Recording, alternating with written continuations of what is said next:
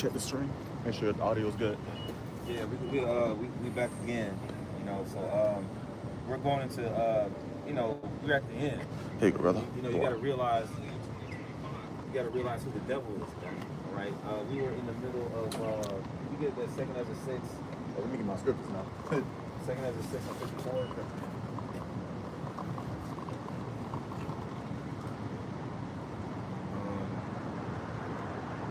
Yeah, 2 Ezra chapter 6 and 54.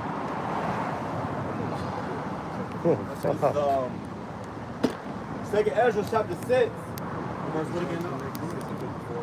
54, and it reads, and after these, Adam also, whom thou madest Lord of all thy creatures, of him come we all, and the people also whom thou hast chosen. Time. This is verse 54. This is 2 Ezra chapter 6 and verse 54. And after these, also, Adam also, whom thou madest Lord of all thy creatures, of him come we all, and the people also whom thou hast. But you got more on that. It can't be this one. Reading on to verse 55, and it reads, all this have I spoken before thee, O Lord, because thou madest the world for our sakes. Our sakes. Whose sakes? That's right. All right, 2 Ezra chapter 6 and 7. So the story is not in vain. Everything has a reason. That C1 now, what? It was a reason behind that. We just read what? Wickedness in high places. So this is the real good versus evil story. That's being right. played out in reality, man. God, I continue. Verse 56. As for the other people, which also came of Adam, thou hast said that they are nothing. Yep. Who do you think that is? Can you hold this right quick? Oh, you got it right. Yeah. The water.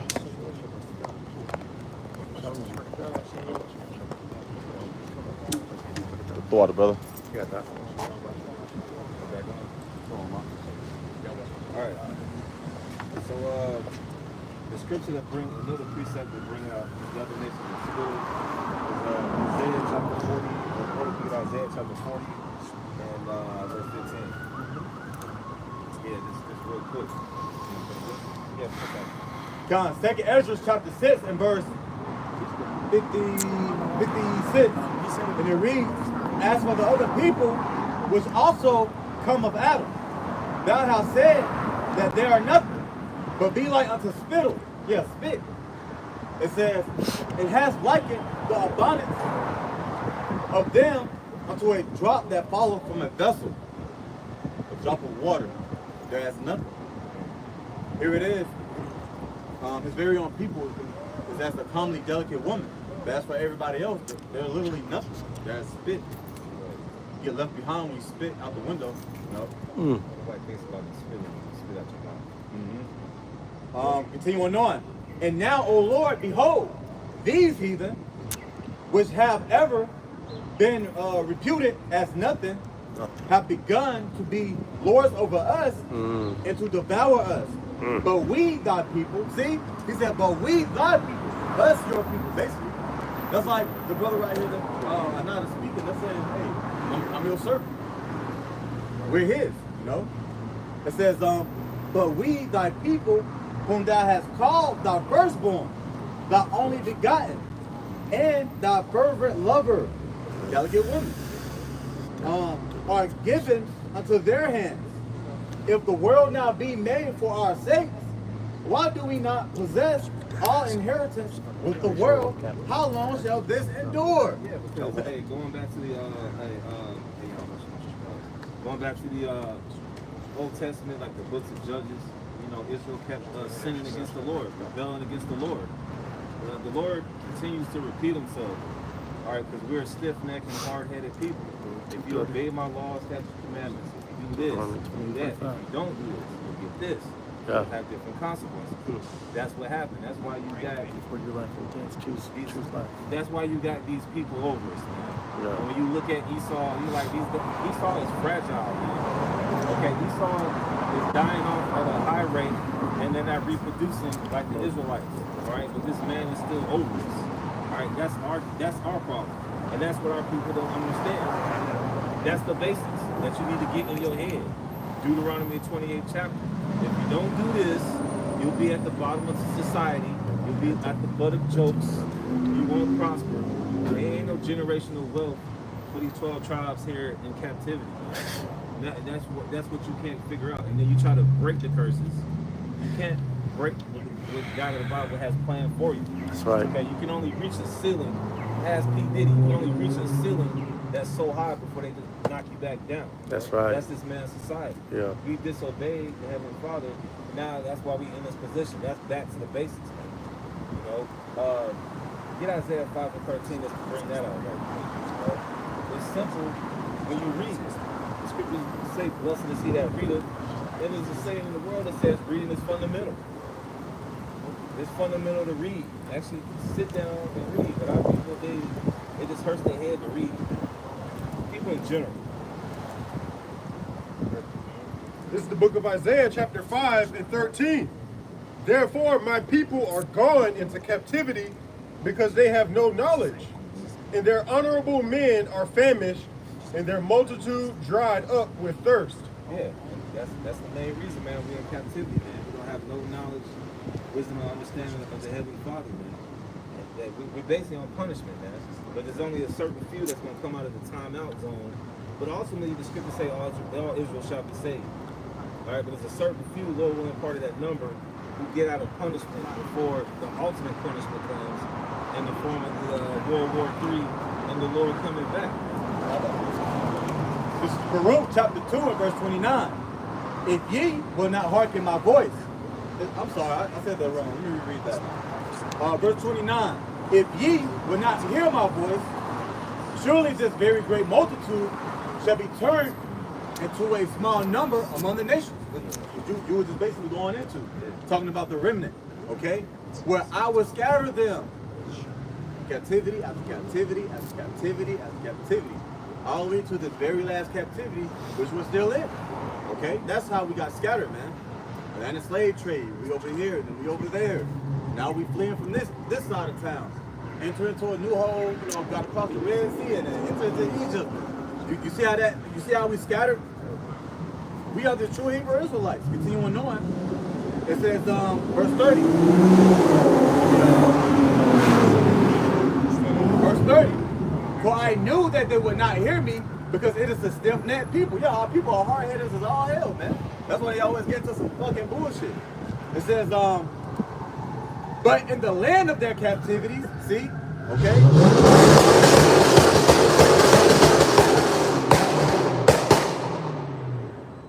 Cool, man. What if that shit blew up? Continuing on, it says, and in the land of their captivity, they shall remember themselves.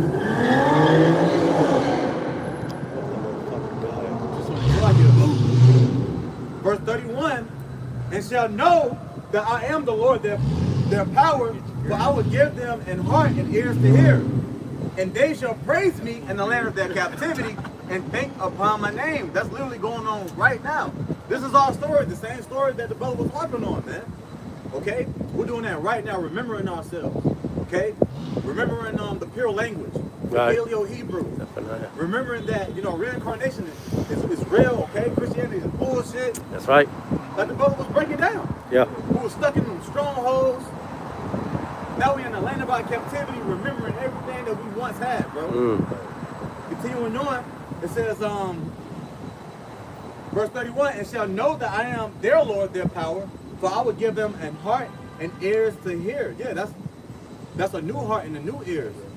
Okay, because come on, you got heart and ears, but it's talking about your spiritual heart, your spiritual ears, man. All right, your heart got to change spiritually. Yeah. Okay, and you got to spiritually listen to what the hell's going on out here, man. Cause we in bad times. You got to listen to that song, that good little tune that'll keep you synced in. and keep you in that rhythm. Be attentive. Got to get in the groove of things, as the elder was saying earlier. Like that. The scriptures talk about this is a new song. Now people, they don't want to hear it. They're just like this. I ain't trying to hear that. Nah, man. The white Esau, I ain't trying to hear that. Esau's the devil? No, I ain't trying to hear all that. Ooh, Y'all crazy. though they loathe my law. Yeah. The scripture talks that we are pipe to through this message. Right? Through this wisdom, knowledge, and understanding. It's like, I ain't trying to hear that. There's always somebody on TikTok that got something to say. Oh, I forgot. I got the brother Garner right here. But you got it. Continuing on. It's like I forgot. There's so much going on out here. Yeah. It's like, People doing dumb shit. People just being Skipping demons. over fucking words and Yeah, shit. it's Like it. Verse 33, in return from their stiff neck and from their wicked deeds, for they shall remember the way of their fathers which sinned before the Lord. That's why we're repenting. It says, and I will bring them again into the land which I promised with an oath unto their fathers Abraham, Isaac, and Jacob. Man, What's up, bro? Y'all be safe, man. you too, man. You too. Right, John. Thank you. Yeah, I'm gonna reread it. This is on verse 34, Root 2 and 34. And I will bring them again into the land which I promised with an oath unto their fathers Abraham, Isaac, and Jacob, and they shall be lords of it, and I will increase them, and they shall not be diminished. Yeah, because the Lord says that the Most High, it says in Numbers 23 and 19 that God is not a man that he shall lie. And it says in Isaiah 55 that his word doesn't go out void. All right, so he promised to the descendants of Abraham and Isaac in the form of Jacob and his 12 sons of Israelites will be granted the kingdom of heaven. Like I said, we're going through this punishment right now, but then we're going to be released. All right, we're not going to be on timeout. We're going on punishment. We're actually going to get our benefits back, so to speak. You know how you get on punishment with your parents and they take a certain toy from you and you get it back? Well, we're going to get the kingdom of heaven, man, and everything. We're going to even get the heathen as our inheritance, like it says in Isaiah the 14th chapter. And that's another thing that Christianity and our people can't seem to get, that we'll rule over our oppressors. We're not looking for equality. We're looking for rulership. That's right. We're tired of clocking in and going to work for this man's corporation. All right, we want to be over them. Judgment, right? We want to get tributes from them, like it says in Isaiah the 60th chapter. All right, stop putting pressure on these people with these engines, man. Right. That's Fuck just these people. disturbing the word. That's right. I got This is Ezekiel chapter 37 and 11. Then he said unto me, Son of man, these bones are the whole house of Israel. Behold, they say our bones are dried, and our hope is lost. We are cut off for our parts. Therefore prophesy and say unto them, Thus saith the Lord Yahweh, Behold, O my people, I will open your graves and cause you to come up out of your graves and bring you into the land of Israel. Hey, that started with the elect, man. Right? Because 2/3 of our people will be cut off from God, but like you just mentioned, all Israel shall be saved. You know, because they're going to come back under the loins of the elect. And that's what we're searching for. You don't want to be, you don't want to, we're fighting for not being born up under somebody else. We want to be the ones who, implant the seed in the multiple women. That's another thing. Yes, yeah. Teach multiple women. We want to be those first fruits in the kingdom of heaven. That's why we out here fighting for all these elements. People driving through acting crazy. All right, all types of people just bugged out. But anyways, that's what we fighting for, the kingdom of heaven. That's something that's not preached in Christianity. Can you get Jeremiah 5:7? That's Christianity.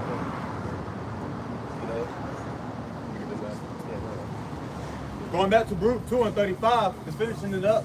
It says, and I will make an everlasting covenant with them to be their power. See, if Esau would have ruled it for another 1,000 years, this wouldn't have happened really. Yeah, exactly. That lets you know that was bullshit. Yeah, exactly. That was going to put us back in our homeland. Yeah. I know after another 1,000 years of fucking slavery, we're going to get put back in our homeland, man. Yeah. Verse 35, and I will make an everlasting covenant with them to be their power and they shall be my people, not peoples, people. Okay, like possessive. That goes into Hebrews 8 and 8. That second covenant, which we're not in right now. We're not in the second covenant. We got guys that's talking about they're in the second covenant, but they in the hospital because of high blood pressure. That's a possible stroke. You're not in the second covenant.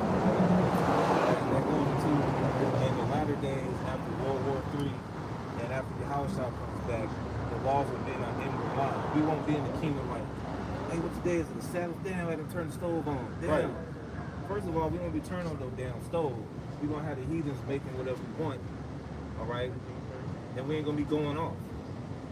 And I will no more drop my people of Israel out of the land. I'm going to reread that. It says, and I will no more. It says, I. How do you think the Lord has driven his own people? How did he do that? Like the brother was going into. The Lord controls all things. He was driven us further and further away from our homeland due to captivity after the heathens. He used the heathens, okay? Used Esau to whoop our behinds, man. All right, because who was with the golden calf and Baal and all that other weird stuff, man. Okay? So that's why we was getting beat up. It says, and I will no more drive my people of Israel out of the land that I have given them. And that's it. Matter of fact, brother, just to bring out that point about we won't be in these different lands anymore, can you bring out James 1 and 1? Because hey, we're all scattered. Hey, matter of fact, could you get James 1 and 1, and could you get Deuteronomy 28 verses 64? Because that's this is what Black and Hispanics and Native Americans don't understand. And we going back to some of the basics, like the Elder Abba said. You got to get it while the getting is good, man. You got to replay the video and take some notes. Understand what's being played out. Why did God bring us into slavery? Well, Deuteronomy 20th chapter tells you that. You know, why are we getting shot by the police? Shit, Lamentations, the 4th chapter tell you that. You know, All these things happen. Man, yeah. like he didn't come off his throne and then scattered us. Yeah. Like he did it through the heathens. Why's the black community in such shambles? First of all, we're under the curse of Deuteronomy 20th chapter, man. It tells you that curse shall you be in and curse once you go out. You're not going to have anything when you come in, and you're not going to have anything when you go out. You're not going to have no generational shalom. You're not going to have any generational wealth in this captivity, man. You know, at this point, man, it's just rebellion. All right, you don't want to hear this song. So, hey, the Lord got to punish you. It's simple as that. You don't have to scream at the top of your lungs. Sometimes it's necessary. Sometimes it's necessary to use rough speech. But we have to break it down minute.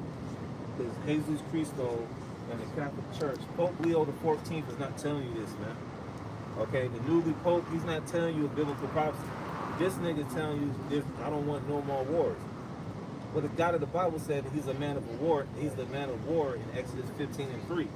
He said in Ecclesiastes 3, it says there's a time and place for everything. There's a time of peace, there's a time of war. And obviously we're in a time of war to end this man's society. Anytime a civilization or a power structure, like the Greeks, they had to go out some gruesome way. All right, the Medo-Persians had to go out some way, and it was through war. So how much more now? And the Scottish Unidos, Babylon the Great, aka America. So yeah, we don't get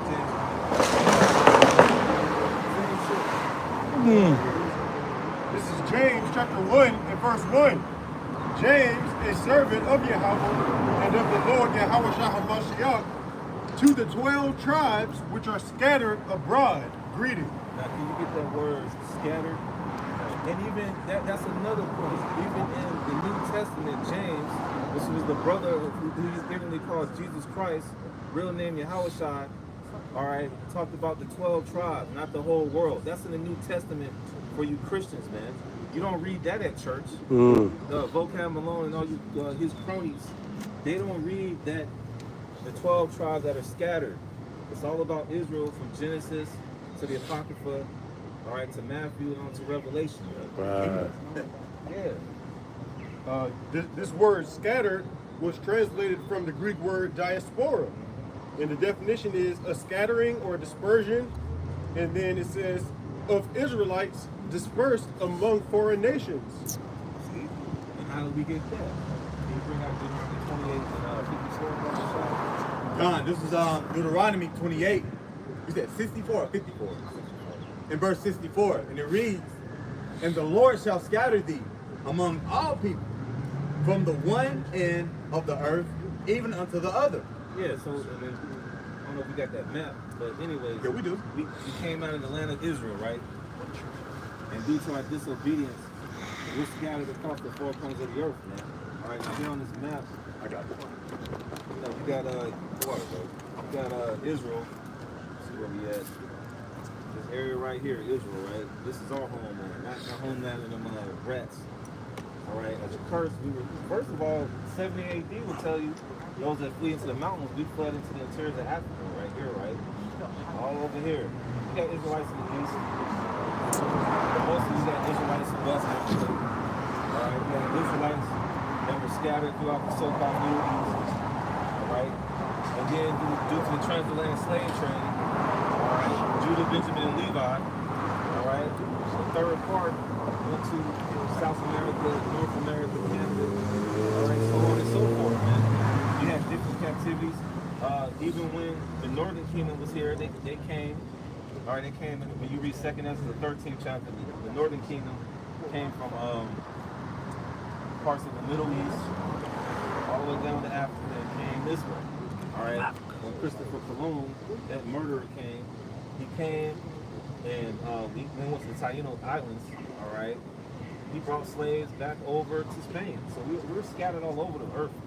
And there was a scattering even in Florida. There was a scattering of Israelites even in Acts the 2nd chapter, man. All right, because you got to come back to Jerusalem, all right, for the Passover in them times. All right, so we've been scattered across the earth. God, it says, and the Lord shall scatter thee among all people from one end of the earth even unto the other. And there thou shalt serve other gods, which we see today. Yeah, that's what we get into. This is the reason why you believe in Christianity and Islam and every other thing under the sun. It says, which neither thou nor thy fathers have known, even with a stone. Because who only have we known? The Lord. Who Lord only have he known and chosen? Us. Yeah.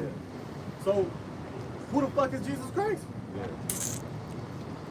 That's a strange figure, man. You got to get all these other guys out your spirit. Yeah, the letter J didn't come around to 1524 with a man named Gian Trissino. Giorgio Trissino, 1524. Before that, they were using the I. So it'd be, you know, if you were saying Jesus, I hate saying that word. Jesus, that's what they were saying before 1524. So there's no Jesus, man. That's another one of those strongholds you got to break down. Like we just mentioned, this has been knowledge in our priests. You got a cell phone. Everybody got a cell phone. Even children got cell phones. And you can look this stuff up, man. That's what I'm saying. Yeah. 2 weeks ago, leaving camp, I was taking Priest and Kabosh home, and we're sitting there in traffic at a stoplight. Some Christian, like, hey, to me in the car. Kabosh like, hey, I think that guy wants you about the car. And I was thinking, gas tank's open or something's going on with the car. Roll down the window. He's like, hey man, would you want to come to my church, our church? And I was like, in what name? And he's like, in the name of Jesus Christ and Latter-day Saints. And I'm like, you know that's the newest letter in the English alphabet, right? So that's a false name. And he's like, well, start the light turns green. I'm like, you guys are Edomites and you're lying. Right. You just told them that and they just sat there. But yeah, they're always trying to spread that stuff. It's like, what do you expect me to do in traffic to stop and get your information? Christians suck, man. They're just terrible. Yeah. because you had brought up the James 1:1 and then the Deuteronomy 28:64, basically making the point that the Lord scattered the Israelites into all nations. And so when you get to the New Testament and you see these epistles written to all these different provinces, it's talking to the Israelites that were scattered in those provinces. So when you read like the book of Romans, it's talking to the Israelites called Romans, not all the Romans. All right, and this is Isaiah 62:11. Behold, the Lord Yahweh hath proclaimed unto the end of the world. Say ye to the daughter of Zion, behold, thy salvation cometh. Behold, his reward is with him, and his work before him. So here it's telling you that the gospel, yes, it's going to be preached in all nations to all the world, but it's directed to the Israelites. That's right. Since you're missing that, man, yeah, you can get that scripture saying the gospel shall be preached into all nations. We can bring up a word that proves that's for the Israelites. Then, like you said, bro, in Romans 1:7, it addresses the saints. Because people think the Romans is all nations. In Romans 1:7, it says to the saints at Rome. Right. We know who the saints are, the Israelites, according to Psalms 50:5 and Psalms 48:14. Okay, those are the Israelites, man. Even I think it even says in Ephesus too. It the does. saints at Ephesus, or all these churches in Asia Minor, right, were addressed to the Israelites, man. And that's another stronghold, that Jew and Gentile thing, man. Because you don't read the Apocrypha, and you don't read First Maccabees, how the Jews became Hellenized, man. Or they don't know the simple definition of Gentile. When you read the word Gentile, specifically in the New Testament, it's translated from the Greek word ethnos. And it's not specific to Israelite or non-Israelite. It just means nation or race of people. Yeah, they don't look up words, man. They don't look up words. That Deuteronomy? Yeah, that Matthew 28. Matthew chapter 28, verse 19.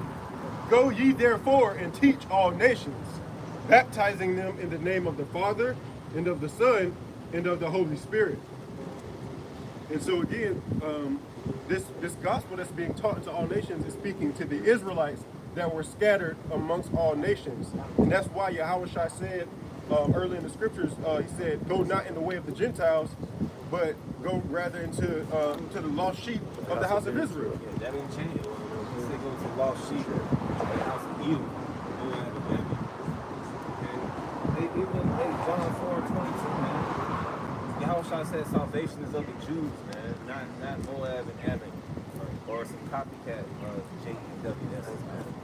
Right?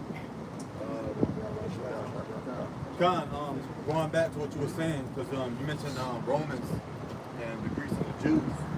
So this was kind of what was going on as well. So this is 1 Corinthians 1, and I'm going to start at verse 21. It reads, for after that in wisdom of the Most High, the world by wisdom knew not the Most High.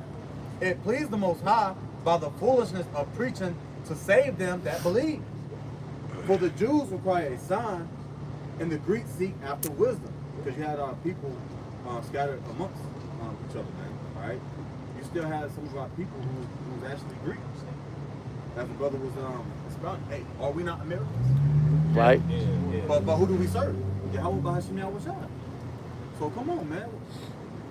Same thing, man. Yeah, like Timothy's father. It says Timothy's father was a Greek. He was one of those Hellenized Israelites.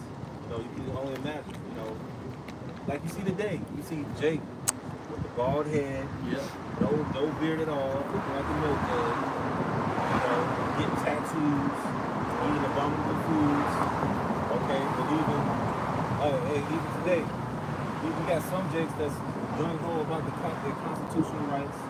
They're proud to be an American. You mostly see with Edomites in their front yard, but you got some Jakes that they firmly believe in the Constitution, yada yada yada. Yeah. Even though when they made that wasn't for your ass. That's right. But you still got Jakes that firmly believe in America. You got Jake that's in these fraternities and sororities. That's Greek. Yep. Okay. You got basketball players that got Greek names like Giannis. right? Into peoples, you know. So you had Jews, Israelites that were scattered all over the earth, man. All right, we got so-called our government, man, whatever. They're so-called. They're not. We wasn't born on not. You know what I'm saying? So hey, at one point we were all Israelites born, man. That's right. We don't know this gospel. Yep. And now we're happy that we got the truth. And we're here to declare to who the Most High sees fit to get this wisdom, knowledge, and understanding. And I have one more quick one for you. I'm just going from the top. 1 Corinthians 1:1. And it reads, Paul, called to be an apostle of Yahweh Shah Mashiach, through the will of the Most High, and Sophones,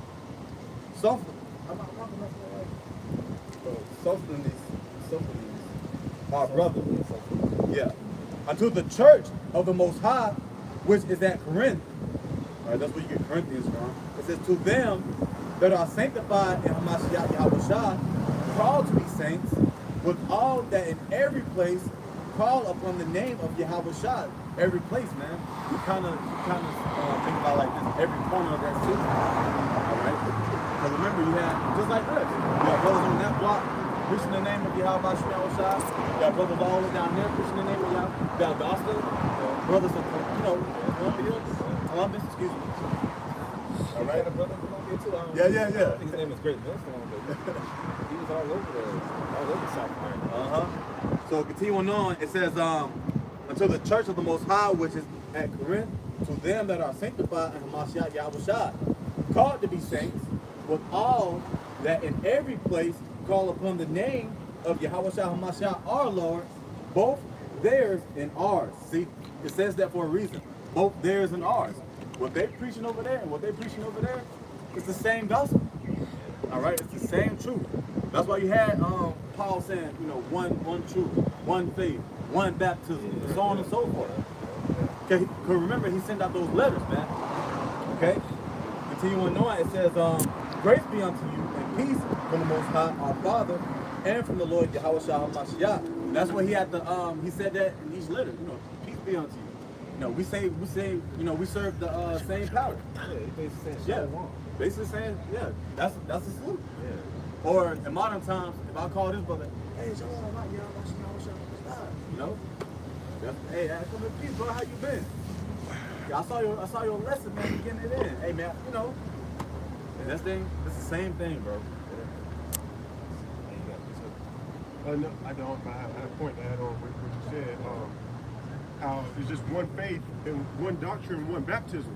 With this doctrine, all right, you can walk up to this camp, ask a question, and if you were to go to the New York camp, they would give you the same answer that we would give you. Or if you were to go to the camp in Australia, he will give you the same answer that we would give you, because it's one doctrine. All right, and it's a specific doctrine sent from the heavens. With Christianity, you don't get that. These different churches, you know, a pastor tell you different things, but with this faith, it's one doctrine. It's concrete. Yeah, it got to be concrete. Because think about it. You know, we grew up in the world, man. Was Christianity really concrete for you? Shit, it wasn't for me. I was going through even more hell doing that shit, man. Okay, you gotta deal with going to church, falling asleep, you're nodding off. Okay, the only time I pretty much woke up when it was time to drink the so-called wine and eat the bread, man. You know what I'm saying? Putting on them stupid clothes. Trying a little sharp for some bitch you don't know. All right, but that lets you know the folly. See, out here we ain't got a little sharp, man. Because one thing we know is this: the Lord is gonna come back, and He's not a power to play with, man. Can you get 2nd Ezra? Let's start from the top, chapter 9. This is 2nd Ezra, chapter 9 and 1. It says, he answered me then and said, measure thou the time diligently in itself. Yeah, measure thou the time diligently in itself. All right, imagine yourself, you know, you're cooking in the kitchen, right? And you invited guests, and they wanted a particular dish in a certain way. You will try your best as far as those measurements to create a masterpiece, right? You'll be very attentive on creating that dish. Well, in this form, we're being very attentive on real life news. Look all around us, okay? we're being very, very attentive to the spiritual things. Can you get Revelation 19:10? Spirit of prophecy. So that's the times that we're living in. Can you reread that right quick? And then continue on down. Second Ezra chapter 9:1. He answered me then and said, measure thou the time diligently in itself. And when thou seest part of the signs past, which I have told thee before, then shalt thou understand. All right, so we're seeing part of the signs past. What's some of the things you've seen past that indicates that the Lord's coming back, bro? Pretty much this whole technocracy being made the standard. Yeah. And pretty much all the people being bewitched into thinking it's going to actually be to their benefit when it's really going to be to their detriment. That's one of the main things. Yeah, man. Yeah, I agree with you, man. Yeah. Everyday life, it'll tell you, man, look, your day-to-day walk should indicate, yeah, the Lord's almost here. That I'm up. Oh, you good? Oh, you good, bro. You good? Oh no. Here. Yeah, go on. Yeah, can you draw that off for me? So we don't get mold on it. Yeah, man. But That's you good, like bro. with You that good. apple stuff. Oh, my fault. Oh no, you good. But yeah, man, those are some of the things that we're actually seeing. Okay, we seeing what? Sedition among men. Like, come on, man. You talk to the average American, they don't like what the fuck going on when it comes to the laws, dude. Okay? Everything that's coming from the top all the way on down, nobody likes it. Okay? Nobody likes what's coming down over there on the other side of the world, man. Because Esau, Edom is in rulership, man. We're witnessing a certain things come to pass, that indicates that the Lord is going to come back. And also that states what? Esau, Edom is going to fall, man. Yeah. This rulership that we grew up in, you know, this fucking bullshit in, doing this, that, and the third, so-called liberty and stuff. Man, I'm glad that I know that it's trash now, man. Because this is greater, okay? But are you holding that? Can you keep that right quick? This is the book of Revelation chapter 19 and verse 10. And I fell at his feet to worship him, and he said unto me, see thou do it not. I am thy fellow servant. Yeah, so that's John the Revelator receiving the vision from the angel. But when the angel approached him, he decided to bow down as a form of worship. The angel was like, look, I'm not the Lord. Look, I'm thy fellow servant, thy brother. Now I'm just here to show you these revelations. Simply said and done, okay? I am thy fellow servant, and of thy brethren that have the testimony of Yahushua. Yeah, not the testimony of Jesus Christ. Okay? Well, if you want to hear a thing or two that we do know about Jesus Christ, he's fake as hell. That name is fake. Okay? Yeah. And people die behind that crazy ass name. All right? But there was realer men who stood boldly for Yahweh Shem Yahushua, the name of Yahweh Shem Yahushua. Okay? You got our people out here dying for a God that's not real. Jesus Christ. Islam or some new name you create. Hey, whatever floats your boat. But this one we at over here, man. Okay? You got it out. Revelation chapter 19 and 10. Hey, the testimonies of Yahweh Shem Yahushua, yeah, man. That testimony is going on throughout Israel all the time. I never told a nigga in the world a testimony about some Jesus Christ. I Yeah. never told somebody a testimony about some other bullshit that I was used to be in, man. But one thing I can tell you a testimony about is Yahweh Shem Yahushua, and we not lying. I'm not the only one either. They can tell you too. You see what I'm saying? And the testimony is just going to increase as time increases. As we continue to measure these times diligently, those are some of the things to look forward to. While this devil is falling, while we see this society crumbling, we're going to be looking forward to some of the miracles, blessings, and the things that's being spoken right here, right now on the highways and hedges, man. You got it up.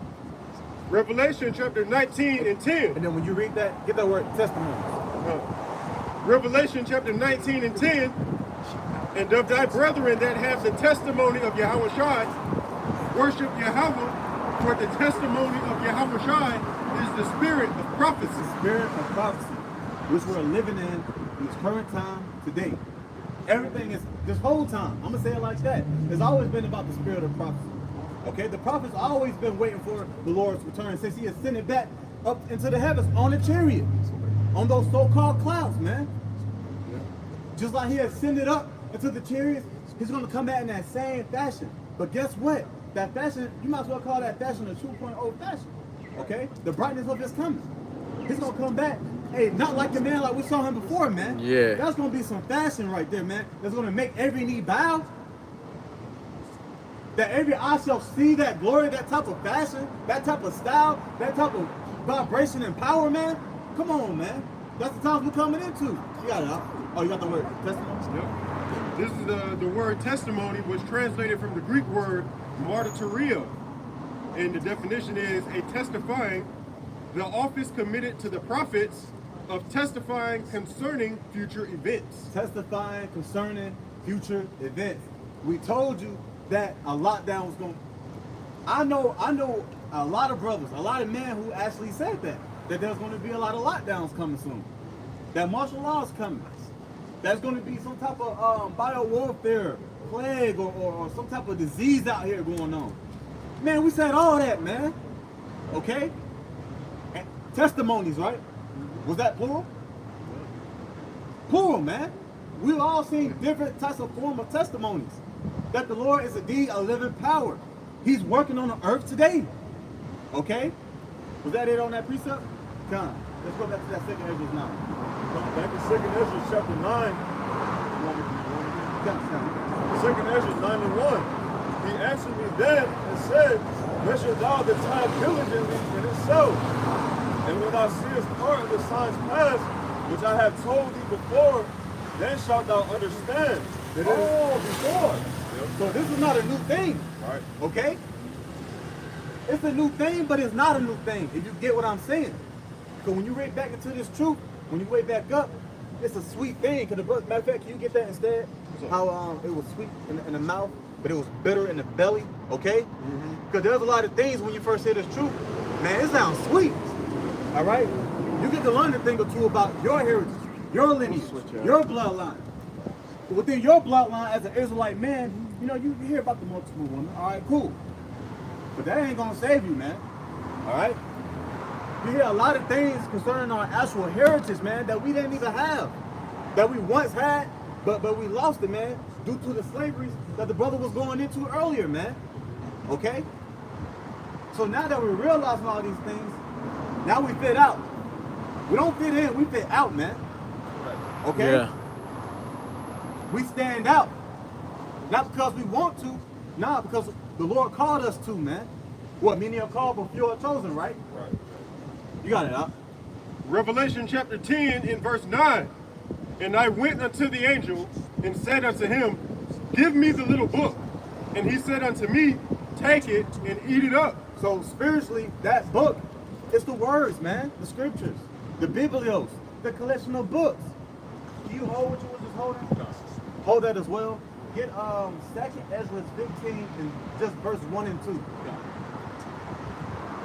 We read that right quick, just right quick. Revelation chapter 10 and 9.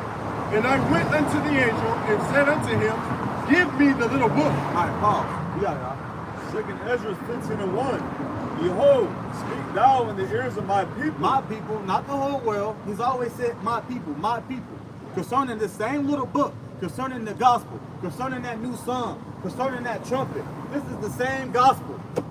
Who's the word? Yahweh Bahashim Yahushua, man, the only begotten son. Let's get it. It says, behold, speak thou in the ears of my people the words of prophecy. The words of prophecy. Did we not just read Revelation 19 and 10? The testimonies of Yahushua, right? The spirit of prophecy. We're witnessing prophecy. We're living in a time of prophecy. Excuse me, you got it. Which I will put in thy mouth, saith the Lord. So we're not out here. Hey, brothers, we're going to take this route, and then when we get at probably around the 40-minute mark, let's talk about this like that. Nah, man. Look, study to make yourself a soon. And the Spirit of the Lord who uses you to speak. All right? I'm pretty sure once all of us was in the world, we can remember at least one or two faces, the first one or two faces that we saw that taught us the truth. Because the Lord was using them as a vessel to persuade us, to persuade men, to fish out men. Okay? So now you understand what's going on concerning that little book. We're not the only ones who digest that little book. There's people out here who's going to hook onto that spiritual hook they're gonna get a good little feel for it, and then they're gonna sense that sweetness. But then they gotta understand you gotta go through the bitter part of things, man. All right, you got it out. Second Ezra 15 right quick and 1. It's like this. It says, 2 Ezra 15 and 1. Behold, speak thou in the ears of my people the words of prophecy, which I will put in thy mouth, saith the Lord, and cause them to be written in paper. Written in paper. All right, the scrolls. Fast forward, you can download it in the app store. All right. No matter you hating on Apple, okay, or you hating on Android. I'm saying that for a reason. But you can download it in your app store, man. Yeah. All right. The Bible. What goes around comes around. The word is still here. There's no excuses. You got it all. It says, for they are faithful and true. They are faithful and true, and indeed it is.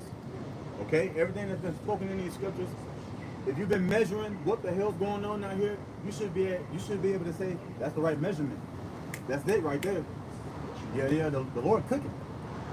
The Lord is spicing things up. This is the spiritual altar, right? The miracle. He's spicing things up, man. All right, he's gonna bring the fire. Only in a matter of time. So like I was gonna say, like it says in Psalms, that idiot. That's a dumbass. But I was gonna say, like it says in Psalms, the Lord prepared the table. So just like that's 23. Yeah. just to add to A big sacrifice. Yeah. Basically. A big abominable dinner. But in this case, somebody is coming in there to flip the table and burn it up. Right. We ain't eating none of this shit, man. That's a miracle for you. It's disgusting. And guess what? We don't want none of it. That's why the scripture says what? Be not lovers of this world, man. Use the word, don't abuse it. We got a lot of scriptures, man. They'll help you be a better man, woman, and child in your house by Chanel shop. No matter what. Who knows? It could be a child. The Lord used children below 12 to preach. Oh, yeah. Yeah. You got it out. Yeah, okay, calm. Now let's go back to the little book.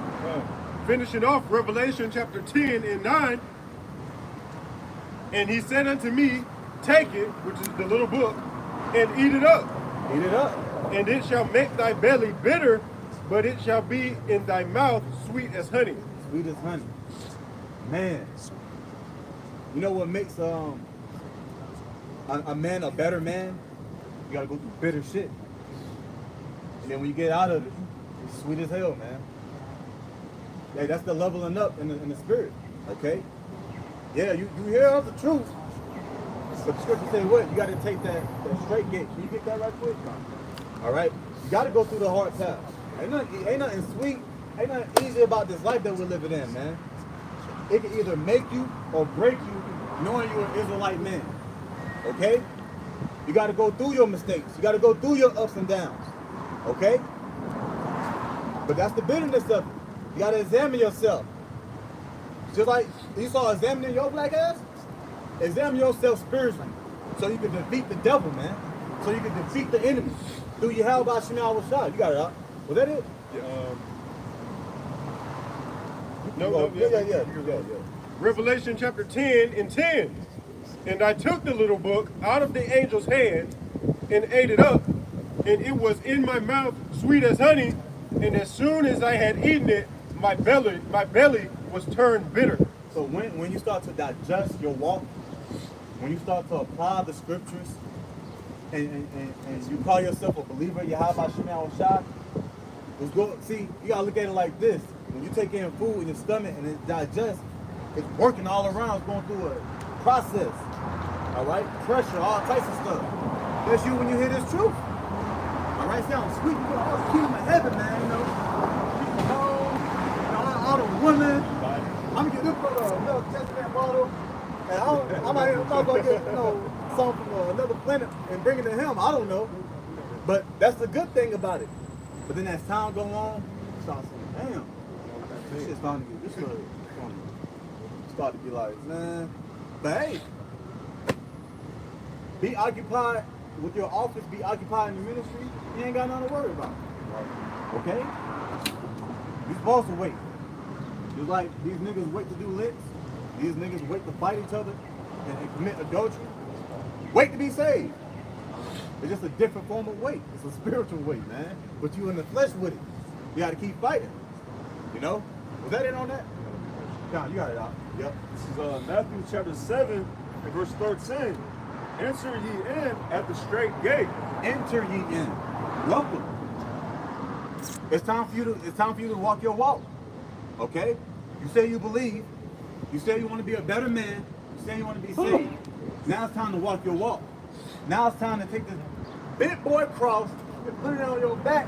And, hey, brother, you know, let me know. You communicate me, pray unto me when you need me. I got, you know what I'm saying? That's the Lord to us. That's why the scripture says what? Pray without ceasing. Pray without ceasing and pray always, man. Because the Lord is always here for us through your ups and your downs, man. Okay? You got it out. It says, enter ye in at the straight gate. Come on in to this straight gate, man. Walk that walk. You got it. And then get that word straight. Can you get that word straight for this brother? And what's that? Matthew 7 and 13. Yeah, 7 and 13. You get that word straight. You got it out. For wide is the gate, and broad is the way. Yeah, the easy things is like, all right, it's wide, okay? But when you want to become better at something, it gets restricted. It starts to get tight. See, when you deal with the Lord, that's how it is. Everything's tight. There is boundaries. You don't have liberty. You were here to serve Him. Hey, can you, the barber shop, you put a pause on it and get Ecclesiastes 12. Get the last two verses. It talks about the whole duty of man. Can you get that word right quick too, what I better get in there? The word straight was translated from the Greek word stenos, and it means narrow, straight, or from obstacles standing close about. Man, imagine if somebody came to you, right? Use your imagination, Jake. And we all got it. If somebody came up to you like a game show, offered you $1 million, but you gotta walk that narrow ass rope, and if you fall, that's your life. Come on now. You gotta walk your walk with faith. The easy life, the easy way is the broad way. It's easy to do sin out here.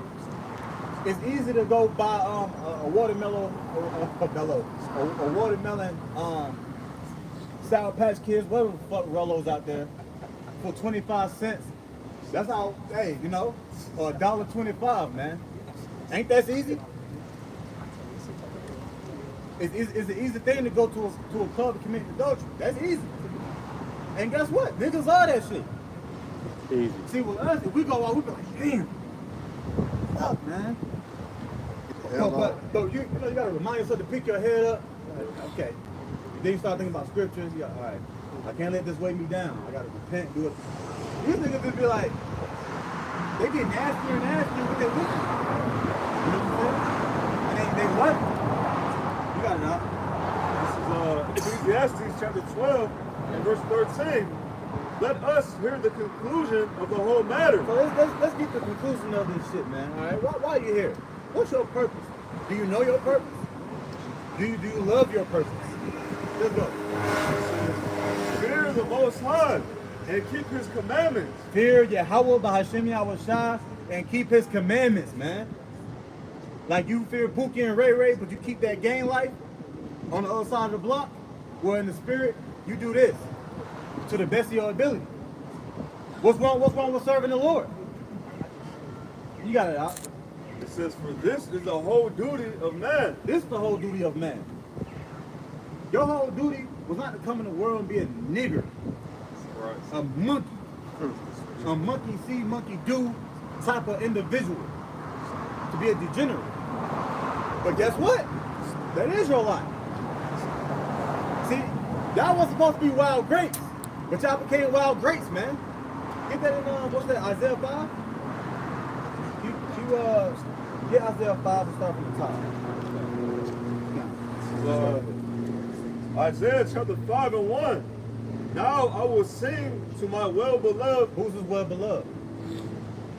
Okay? Do you know who is his well-beloved? Yeah, the nation of Israel. Yeah, that's his well-beloved. That's another precept too, indicating that what that we are the Lord's woman. When you call a woman well beloved, come on, that's your woman. You got it out. There's certain men who names mean that too in the scriptures. You got it out. It said, now will I sing to my well beloved. Sing what? A song of my beloved touching his vineyard. Touching his vineyard, his sanctuary, his house, the Lord's house. Let me show you what's going on over here. Okay, you got it out. My well beloved have a vineyard in a very beautiful hill. Yeah, the Lord always took care of us, made us fruitful, called us his well beloved. Okay, decking us out, just making sure we're good from head to toe, man.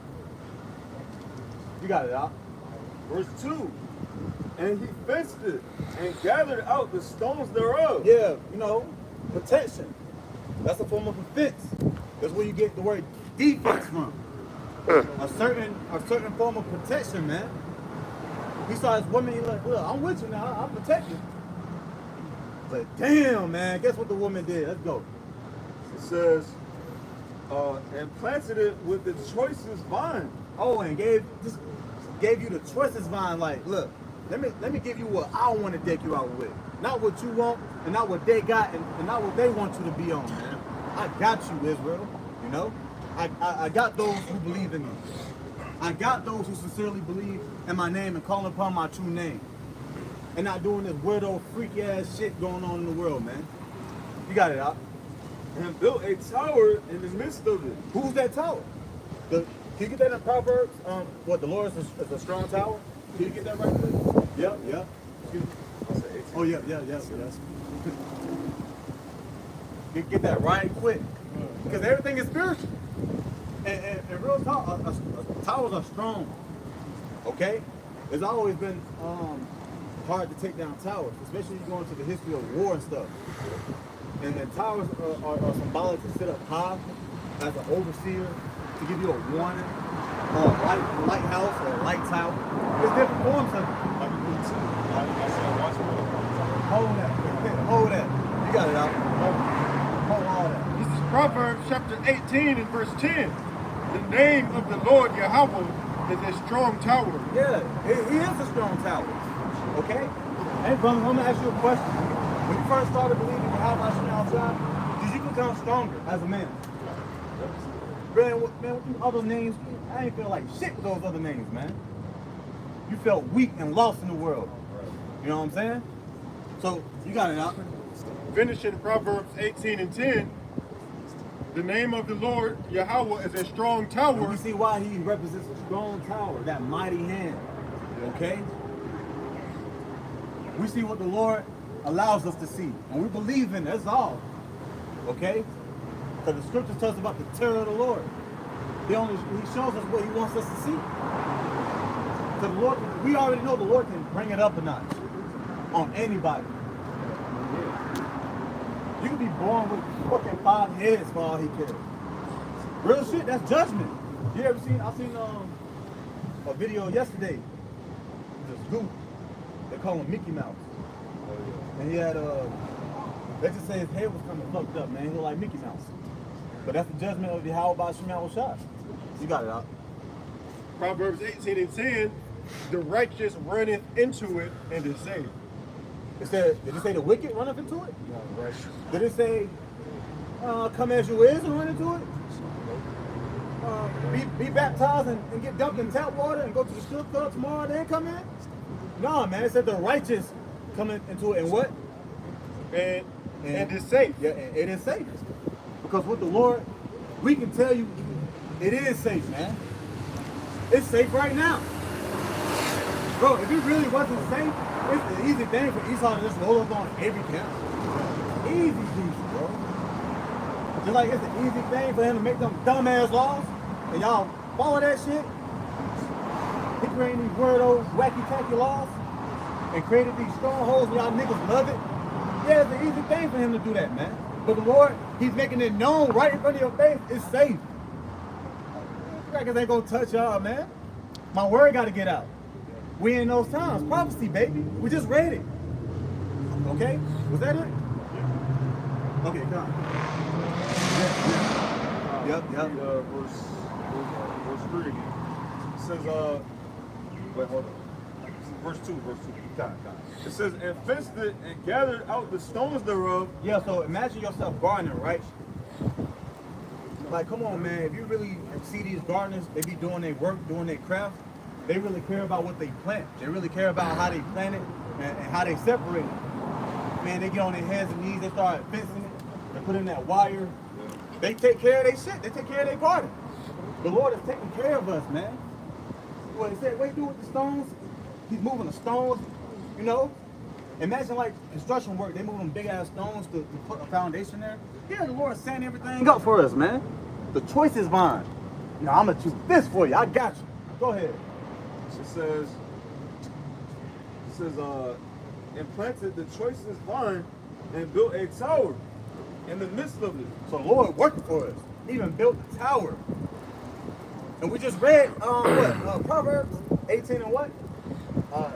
10, man. You got it out. And also made a winepress therein. The wine press is there for a reason. Okay? So sometimes, man, we're gonna have to press some niggas. Okay? And later on we see why. When a grape get pressed on, what comes out of grape? Or what it looks like. It's in the form of blood. That's how you make wine. Like clusters of grapes, and you ferment it and you press on it, or cranberry juice, whatever. That's how you get that concentrated potency that you're looking for. Okay?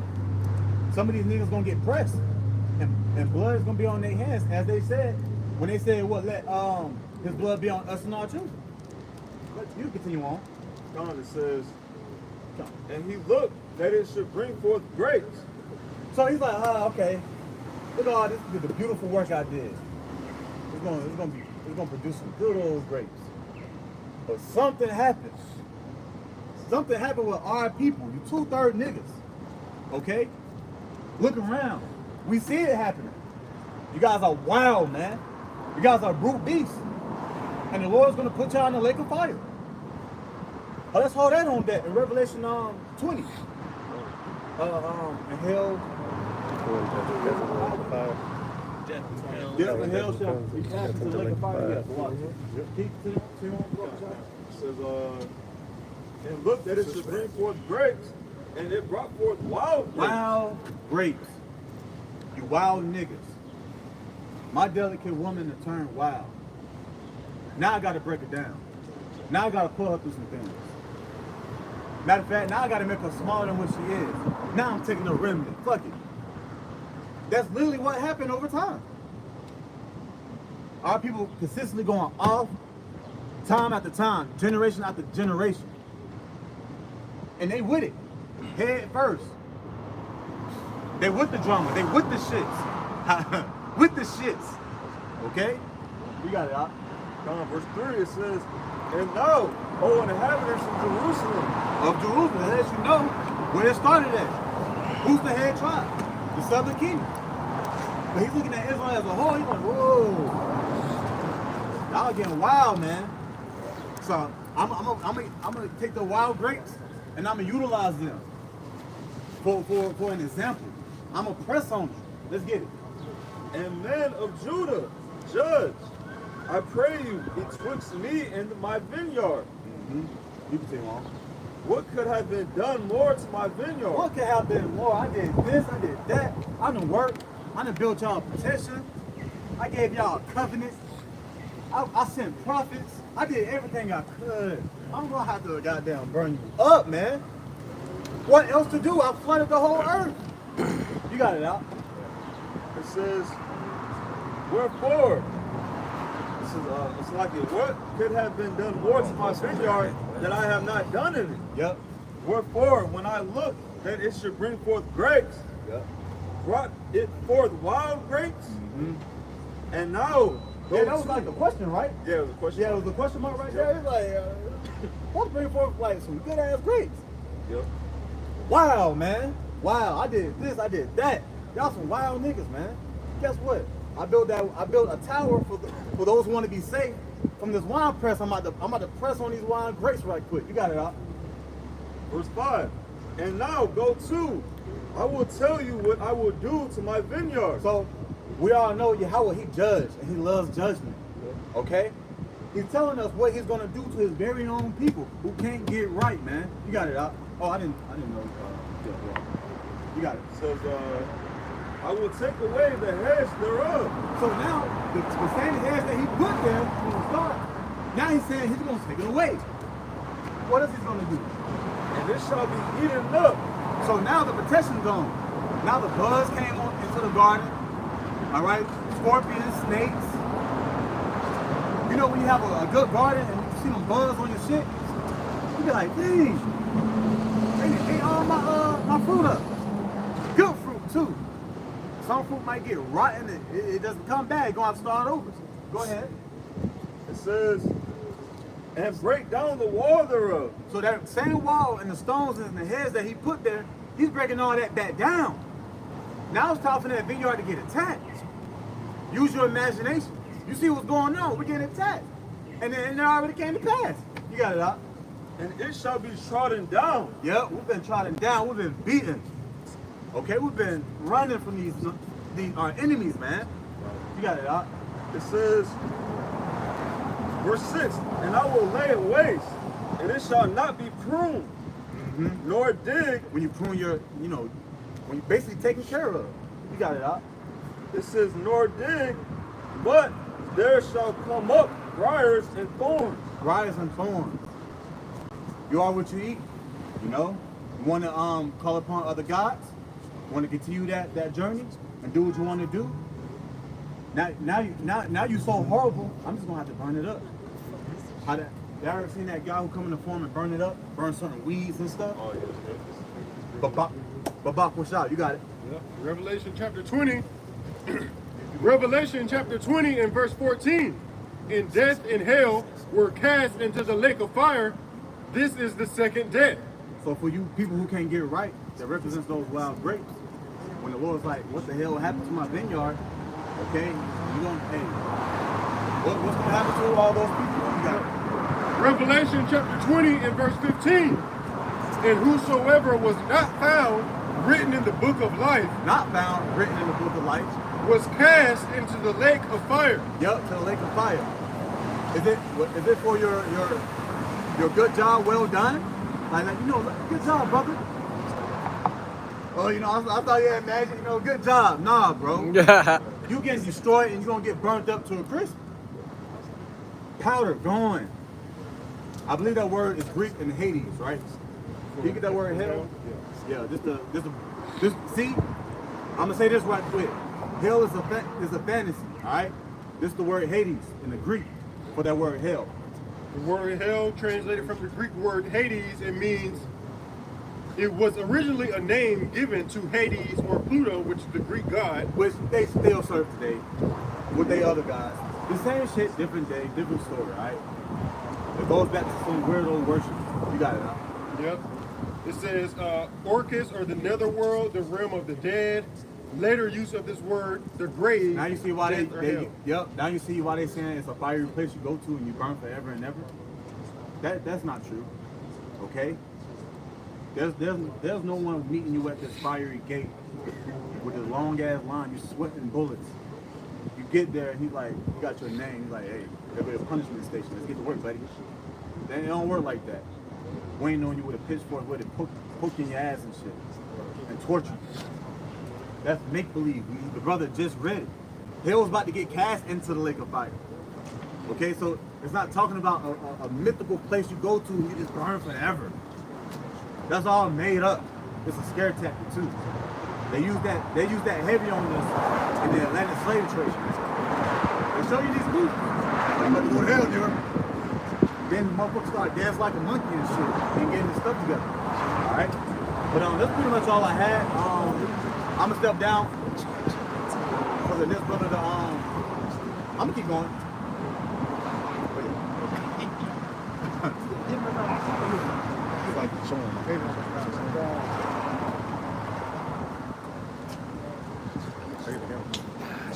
No, you go. I'll read.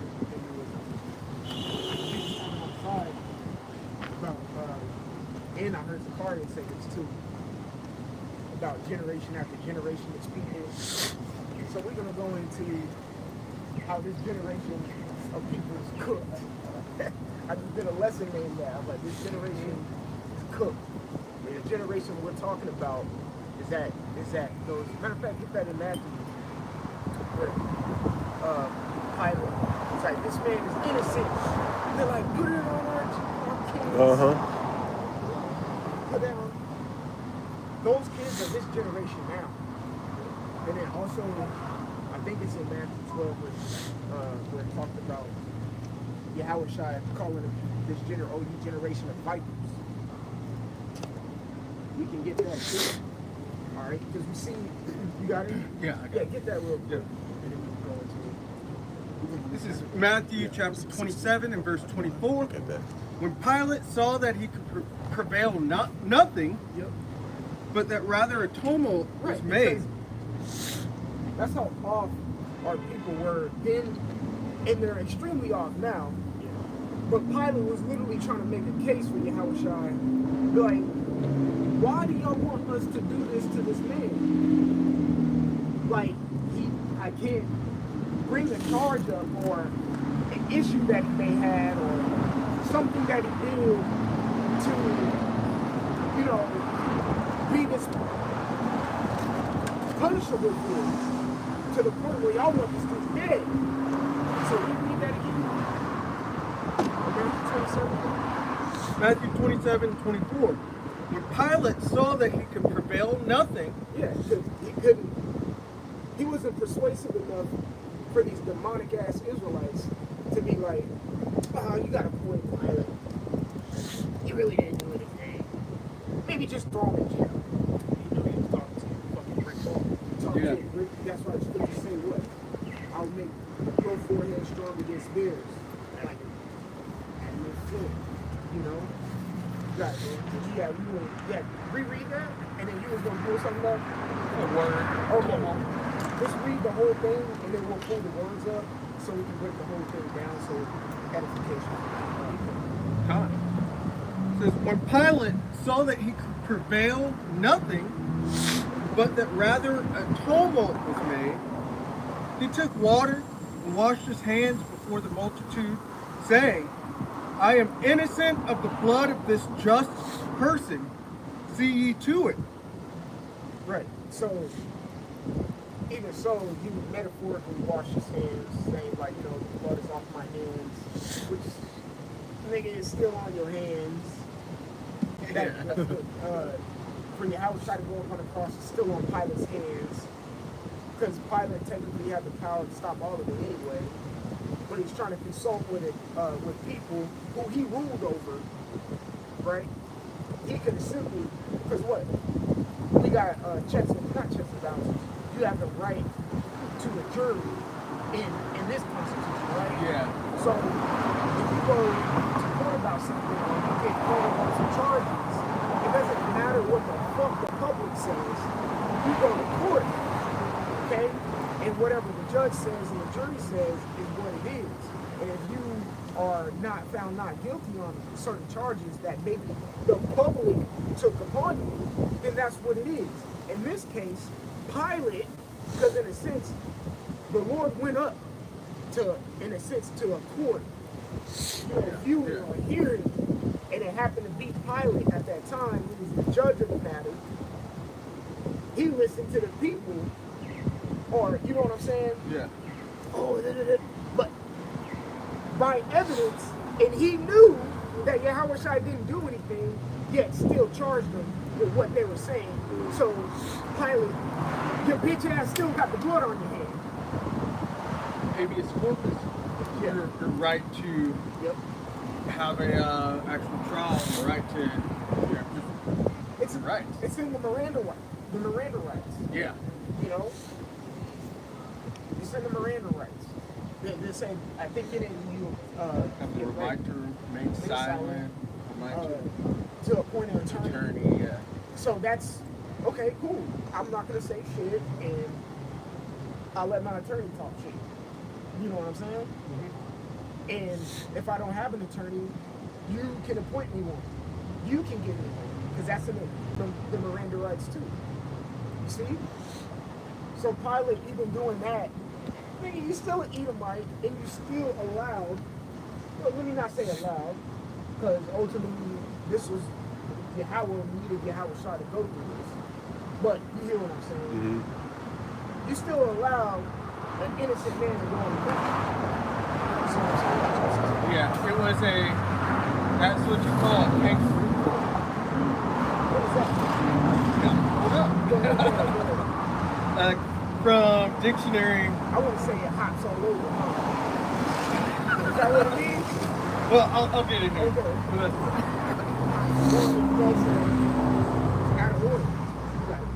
From Oxford, it says an unofficial court held by a group of people in order to try someone regarded, especially without good evidence, as guilty of a crime or misdemeanor. That's exactly what it is. Reread it again. Because this is what Yahweh Shai went through. Yeah, it was a kangaroo. Definitely a kangaroo because it wasn't, court. even though he had technically had a hearing, okay, and they heard literally, that's what a hearing what what the charges are. Even though he had a hearing, it wasn't official setup, like an official court system that we know through our studying the Romans had. Mm-hmm. Yeah. Because it's even mentioned in the Apocrypha.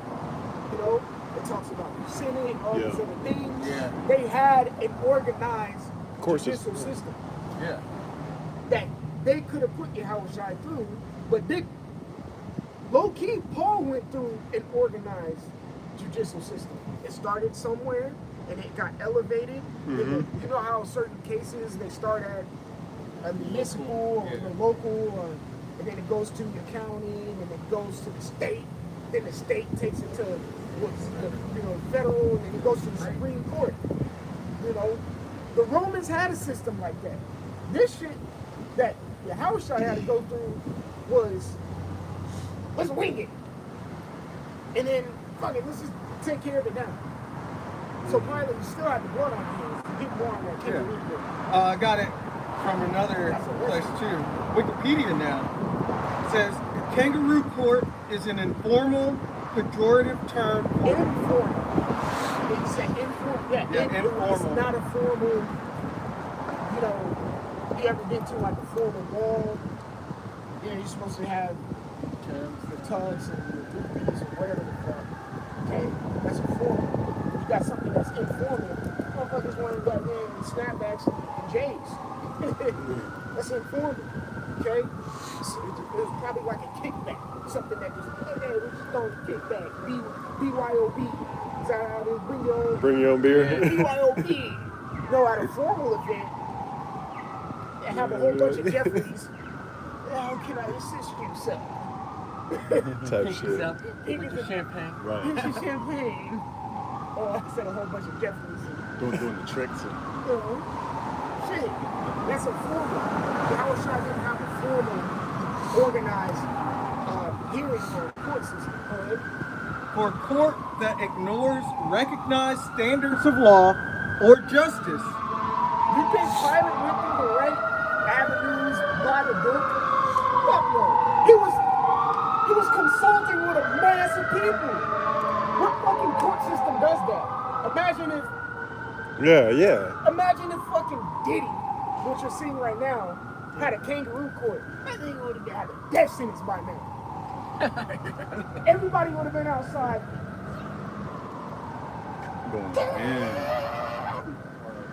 Living going crazy.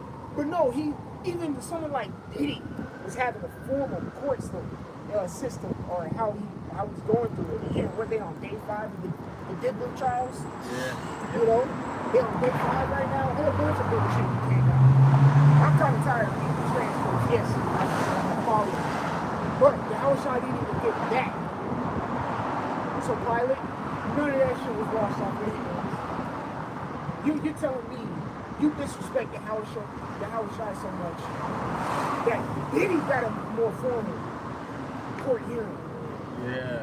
Diddy got a more formal court hearing than the Yahweh Shai. That nigga probably gonna get off. That nigga ain't get off. There's too much shit. What's gonna happen I'm on sidetracking. What's gonna happen is he gonna go down, but a lot of people gonna go down with him. I think that's what's gonna happen. Start witnessing. Yeah. She needs to be in trouble too. She's in trouble. Casey? Hell yeah, she does. And throughout the whole thing, she agreed to everything. She knew what he got going on. What's funny is Esau, man, I said this morning, this Diddy trial, this Tory Lane getting, stabbed in prison, tariff thing, China and America, and all this other little shit that's in the Shador Sanders, NFL draft shit. There's numerous things that are happening right now with graduation. Graduation, Mother's Day last fucking weekend, I think, and then they had the Cinco de Mayo shit. The internet is full of shit right now, right? And in my opinion, this is just a distraction from what's really going on. I'm curious to know what was done behind the scenes with all this shit. Because everybody's just like seriously, like you can really just tell everybody's just like, damn, get on the apps and shit. Like, god damn, I'm tired of looking at this shit. But you got, like you said, there's a lot of people that indulge in it and are just like sucked into the rabbit hole right now. They're not really paying attention to what's really being set up right now. Like, this devil is really, I really want to know what the fuck he's doing right now. He probably made leaps and bounds with the TV. I'm just saying, after all this shit that I just named, a few things that I did name, some things that I left out, it's a distraction. Just like the whole last year around this time, what was happening? What was happening? Two things. Ryan and Devin. Oh yeah, that's right. Yeah. K-Dot and Drake. Yeah. All that shit was a fucking distraction. And I'm gonna say this too about the Drake shit, K-Dot. I don't give a fuck who, rap battle shit. I don't give a fuck about any of that.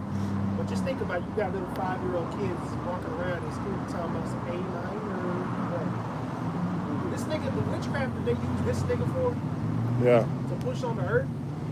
You got people talking about little kids in elementary school singing this fucking song about A minors and PDFs and all this shit. I'm like, nobody's thinking about the witchcraft that they use this nigga for. And Esau had to use it. You an Israelite nigga? Okay, nigga, you still paying your debt to my society. Right. Go out there and start this whole PDF and A minor shit. Why don't that nigga take like a 5-6 year hiatus after you said that shit? Esau sitting back, now how are we gonna make you repay us back for not calling you black anymore? You're an Israelite. You know what I'm saying? Right. That's the nigga want Grammys and shit off of this. Right. But all this is distraction, like you were saying. All of it is distraction and all of it is black on black crime. All that black fatigue shit. Like, it's so much going on right now. It's like, what are you doing? We know what he's doing. I mean, we know. But it's like, Esau be doing shit in the dark. It's like behind the scenes, man. That's the point I'm getting at. I thought ain't nobody talking about this Pakistani war that's going on. This thing they got memes out, talking about some, I ain't getting no phone calls, no random numbers because they too busy in the fight. It's like, yo, niggas can't take nothing serious, man. And that's what's wrong with our people, man. All right, Israel just don't take nothing serious, man. That's just like the example brothers going into about Pilate and Yahweh Shai. He's clearly telling them, look, I find nothing wrong with this man. Right. I can hang him. Right. Let the killer loose. Right. Same thing with the Carmelo Anthony situation. I'm not saying the little white boy was innocent. That happened at a house store. Niggas is taking the side of the nigga that was wrong. That's the same thing they did with Yahweh Shai. They're gonna do it. It's gonna happen again and again. And it's gonna happen to us. So why do you have a knife at a track? That's premeditated. Which he's probably gonna get off of it. Or he did already. I don't know. I haven't kept up with it. But throwing shit out He there. pleads self-defense. Nah, that's whatever. Yeah, that shit was wild. There was a big division too. There was another one too. Crazy name called that one. Oh, the nigga that shot up the school in Texas. The young boy. Turned himself in, shaking the cops hands, go back boy. I know there's another white boy that shot up too. Yeah. Another one, we'll get back to it.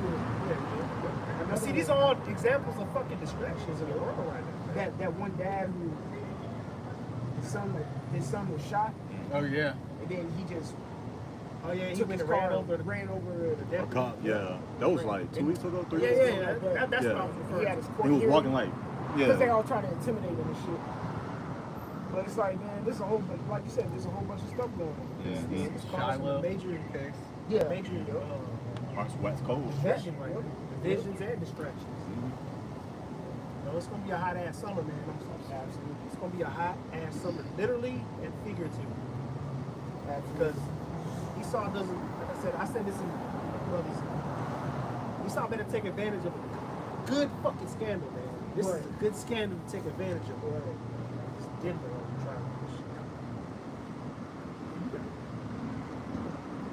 Unwinding his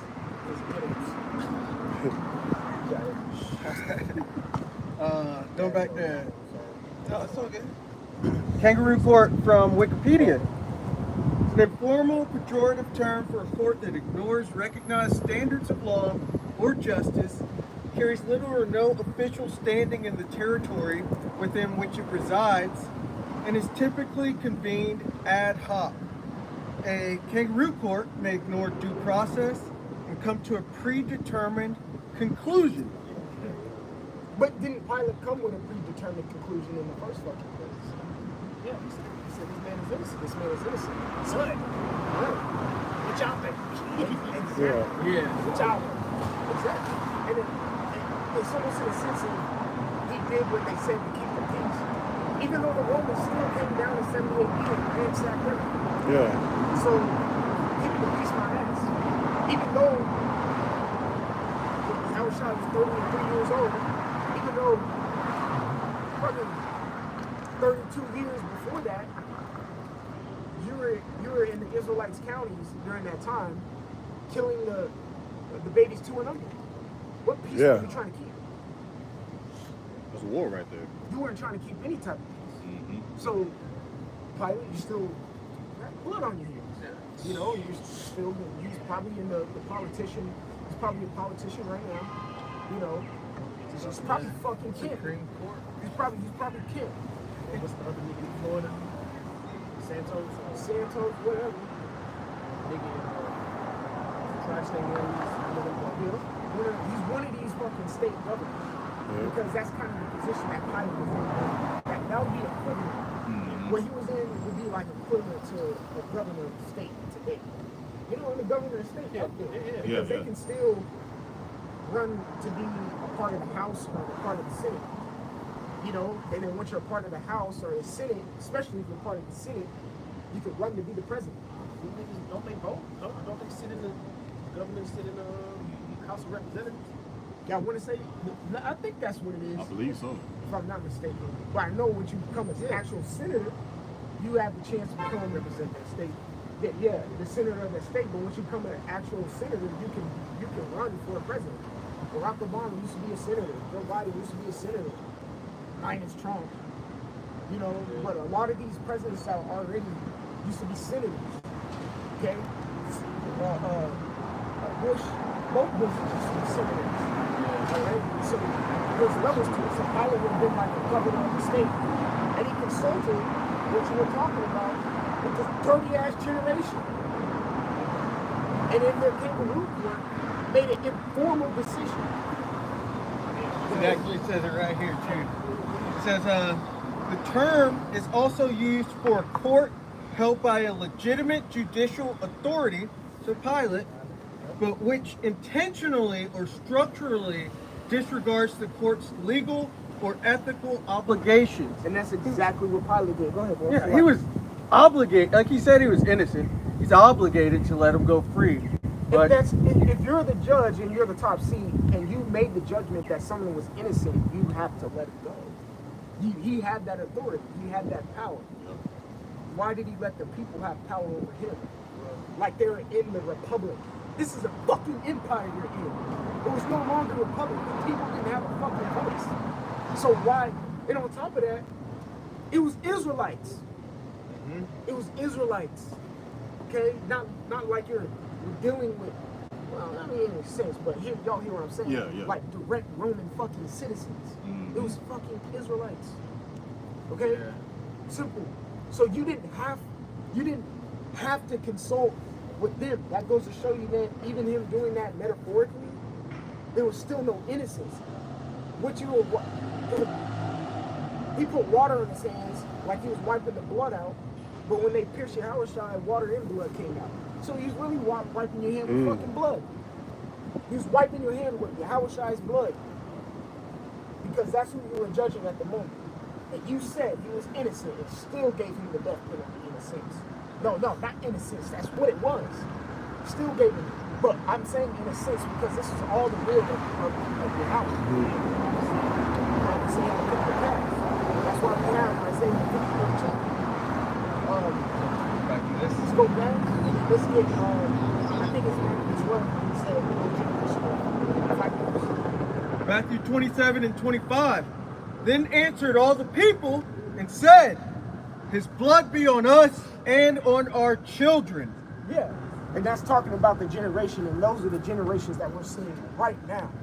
This generation is cooked. It's cooked. With salt babe on that shit. Okay? Cooked, motherfuckers. This generation is done for. Okay? Because of this. Your all of a sudden in chat, it's like, really, it's their fault. It is. You know, we're talking about like forefathers. You know, this generation that's about to pop a missile, pop a chicken dog, about to pop a missile dog for the 18. Brothers know that song. Fucking OJ the Juice Man. Pop a chicken dog for the. Now you about to cop a missile because your forefathers put this on you. So you're literally gonna be cooked. Just like the scriptures say, your eyes are going to consume away in their holes. Your tongue is going to consume away in your mouth, which is all spiritual as well. But I'm talking about the physical sense of it. You're literally cooked because your forefathers put this on you. All right? And really, you take after your forefathers because you're going to be the same way. Yeah, verse 34. Okay. You got it, bro. Matthew 12 and 34.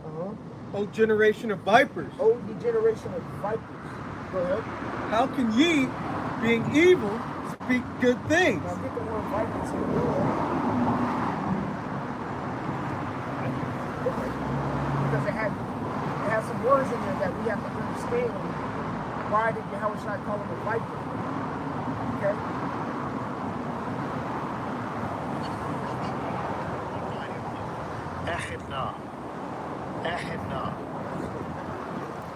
It says, a viper, offspring of vipers, addressed to cunning, malignant, wicked men. There you go, cunning. All right, get the word malignant in the etymology. Malignant. That's it. And there's going to be another word in malignant called, I think it's a V word. Virulent. Yes. So get malignant first. So what does that mean? This is malignant from the etymology online. Yes. Virulent, tending to produce death. Ye generation of vipers. So you producers of death. What do you see in this generation today? Yeah, None but switches and nothing but switching. If you know what I'm saying. Okay. That's death. That's producing death. Because you're preventing life. You switcheroos. Switchers. Yeah, that's a new word for them now. You fucking switchers. That's the new word, damn it. They switching on that, just switching. Switching. put it, Jordan, swipe it, no swiping, switchers, no switching. this. Motherfuckers. You know? Just switch it. Switching back and then I didn't like. I got off the estrogen and went back on the back around. Confusion. Double-minded. Double-minded. Quadruple-minded. Yeah. They don't know when they coming or going. Yeah. You know? That's why the scriptures tell us in Proverbs 3, in all thy ways, you know, trust and lean not on thy own understanding, you know, but trust in the Lord. Alright? Because Ecclesiastes 1:1, like I love to bring out, almost every point, I swear. It says, all wisdom coming from the Lord is with him forever. Alright? Wisdom that the Lord gave us, don't tell us to switch up. We ain't switching. We ain't switching. Switchers. That's the new word for y'all. Y'all came a long way with different titles. You know? From Autobots, Decepticons. Now y'all switchers. Real Decepticons. You know? Keep going. So producers of death. That's what this generation is. Go ahead. Acting from malice. Acting from malice.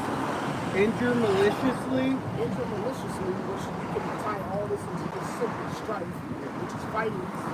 Alright? It says active malice. Acting from malice. Acting from malice. So what? That is a reaction to something because you're acting from something. So you're having a reaction from probably a premeditated action because there's a lot of premeditated actions going around in this world. Thou shalt not kill. He's telling you not to premeditate something like that. See? Because when you go into the Hebrew of the word kill, it means to murder. And that's a premeditated action. Okay? Go ahead. Wicked, bad-natured. Wicked bad nature. Alright? A wicked bad nature. Alright? So he's describing this generation of vipers. You know, you ever seen sand vipers, there's different types of vipers. Pit vipers, those are like one of the worst ones.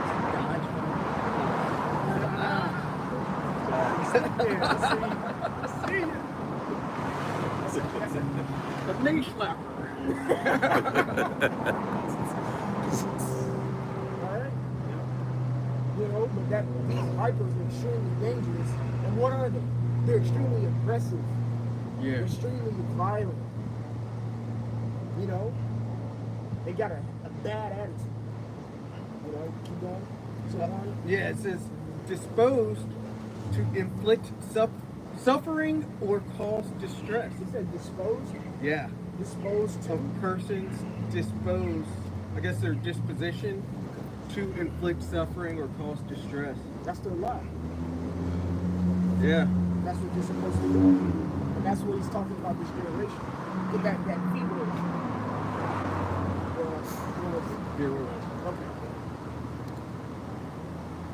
Virulent from the Edgemont Online is in reference to wounds, ulcers, full of corrupt or poisonous matter.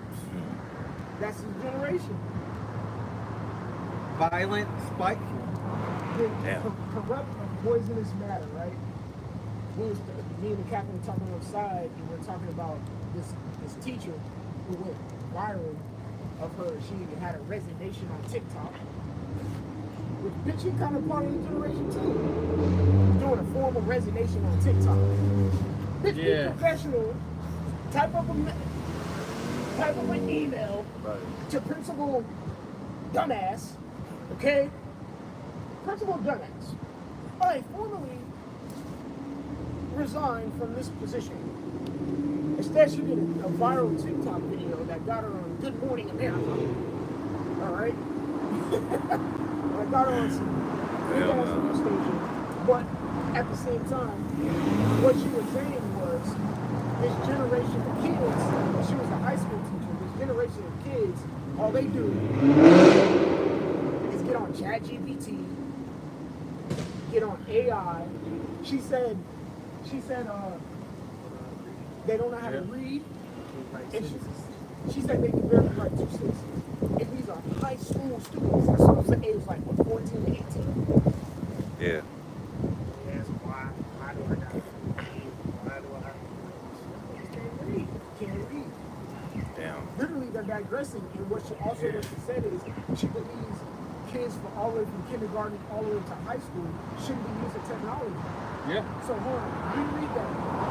Oh, virulent? Yeah. It says full of corrupt or poisonous or slot. No, start right there. Full of corrupt. Full of corrupt or poisonous matter. That is AI and technology today. It's full of corrupt and poisonous matter that is corrupting the minds of this generation that's right. Yeah. I would say too, which I gotta read. That a lot of these kids, man, when they grow up, they're bums. You know, they're super emotional, super easily offended. We talked about that earlier too. iPads, you know what I'm saying? Mama hold their hand until they're 25 years old, coddling them like they're babies and shit, acting like they're friends. No, seriously, because you know I got two stepboys. Them niggas is grown now. A long time to do the same shit. You know what I'm saying? Yeah, I would say real quick, I was watching that brother Hopeful Elect 3. You know, he has the little clips, and there was a teenager, and he was saying he was basically saying that these parents, they don't whip their children ass, they want to be their friend, and this is a teenager in today's society saying that. Just baby these kids. It's like, damn, that nigga supposed to pat you on the back for having to go get a fucking job. Right. Like, I'm supposed to tell you congratulations for being grown now, nigga. No, nigga. I've been on my own since 17. I've been on my fucking own. I bought a car before I had a license. You know what I'm saying? Like, I see this type of shit. I'm looking at these little niggas like, Because I'm not that old. I'm like mid-30s, man. All right, I'm mid-30s. And I remember during my time at being a cashier, someone gave you something was $15.37, and they give you a fucking 20. The machine doesn't tell you what to take back. Yeah. You do that on the Yeah. and they're gonna check you on it. And then also you gotta do it in a timely manner because Right. there's people behind them. These little niggas right now, if they didn't have a machine in front of them, and it was $19.99, and someone gave them a $20 bill with 1 cent, they don't know what the fuck to do with that. Right. Here's a 20 and 1. They would probably no, you give me 2. No, mercy, you have mercy, brother. These motherfuckers have a heart attack, start having a seizure. Use the calculator. Pull out the phone. ChatGPT.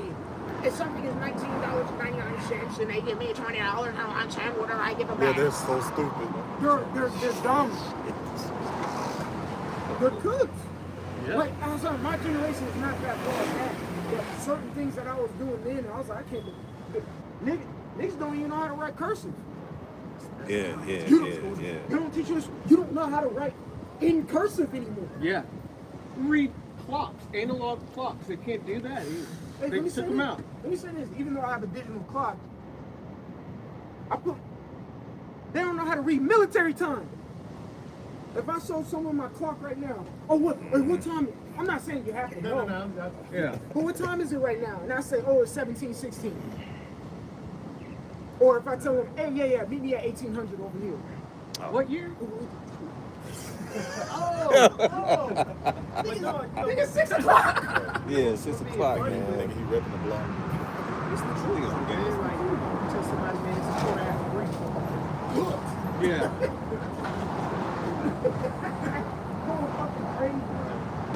This generation is done. This is why Yahweh Shai said this. This is a video too, I think. There's this guy, he paid in That's like crazy. quarters. He paid for something at the register. He paid in like quarters. And the little chick behind the counter didn't want to count it. Niggas Why? in the comments Easy. like, because she don't know how to count. Yeah. I was like, damn. I did the same lesson yesterday. Basically, I was going into that Edomite over in Britain on the news, and she was like, yeah, a lot of good things came from colonization, like education. And so I went into that because it's all just all just indoctrination, really. And I went to TikTok, I typed in students can't read, and I just went down the list, and it was tons, like an unbelievable amount of people just saying, these kids can't read, these kids cannot read. Yeah, they can't read. That's point. These kids being basically raised by the Mormons aren't taught anything. But it just brought me back to this word viper. Looked it up on the online etymology. It says, I'm not going to read the definition and all that shit, but it says in common with many snake species, including primates, in most cases, the viper's eggs are kept inside the mother until hatching. It reminds me of these little niggas, man. Think about it. Like I said, these kids, they don't have no desires to move out and get their own spot. They just want mommy to take care of their ass. I am telling them, fuck out. You know, that's what it was. I'm saying this generation is doing, man. Which means we have to be closer to the very end, man. Yeah. These are the next leaders of the free world. Finish, man. They took the Lord out from schools. They took that whole understanding of the Lord, which took the fear of the Lord out of school, and Proverbs 1:7. Yep. I got it.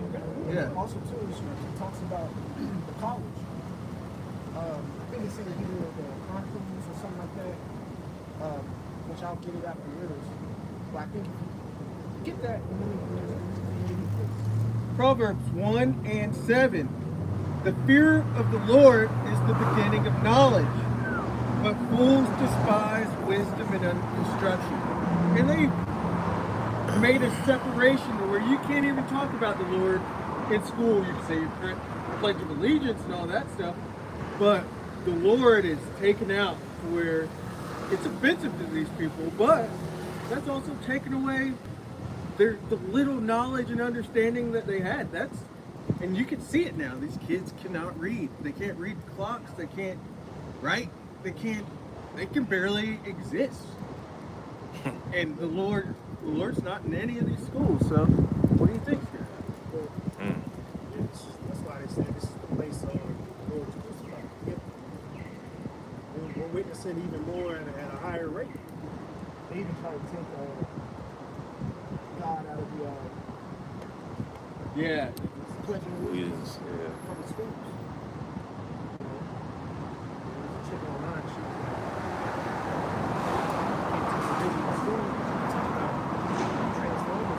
Yeah.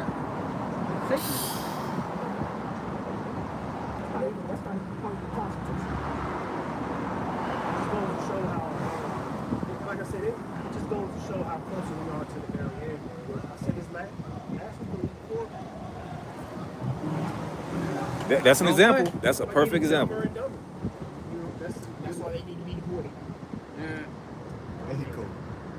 I promise you, I had ISIS number on Authentic red and green sauce. Hey, they're deputized citizens now.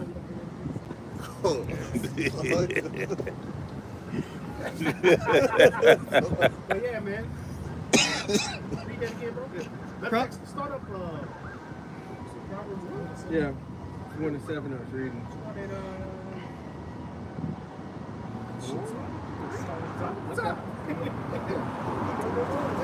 Proverbs 1:1. Proverbs of Solomon, the son of David, king of Israel. To know wisdom and instruction, to perceive the words of understanding, to receive the instruction of wisdom, justice, and judgment, and equity. So understand. Oh, we got